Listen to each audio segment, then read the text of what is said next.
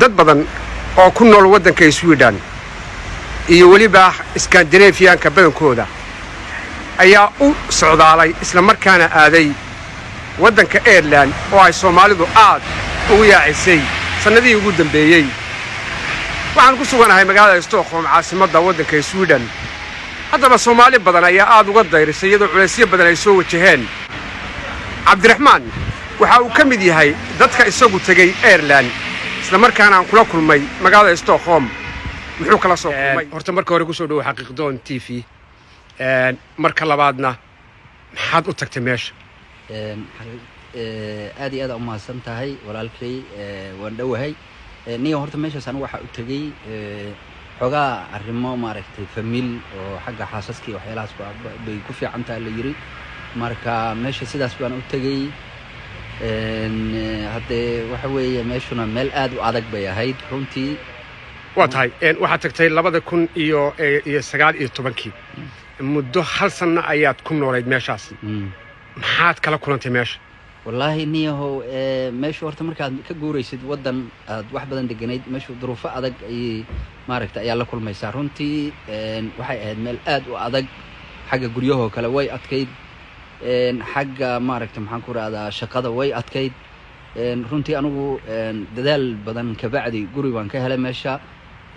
waan ka shaqeeyay laakiin waxay ahayd runtii meel markii aan maaragtay maxaan ku raahdaa aan fiirfiiriyay runtii aan maaragtay la qabsan waayay marka sidaas daraadeed ayaan u soo laabtay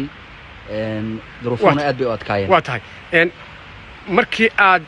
socdaalaysay oo aad tegaysay meeshaasi fikir noocee ah ayaad ka haysatay fikirkii aad ka aaminsanaysay meeshii maxaa iska bedelay runtii horta annaga haddaan Soomaali nahay Soomaalida khayr Allah siiyo marka meel aadaysa daa weydiiso wuxuu ku leeyahay meeshu waa meel fiican runtii anigu markii fikir fiican baa ka haystay oo waddan waxaan isleeyahay maaragtay maxaan ku raahdaa aad waxa danta u tagtay ka qabsanaysa ayuu ahaa laakiin waa tahay dadka qaarkood marka ay baxayaan iyagoo baasaboor haysta shaqo fiican haysta guryo haysta ayay wixii oo dhan hal mar dabka saarayaan oo dhigayaan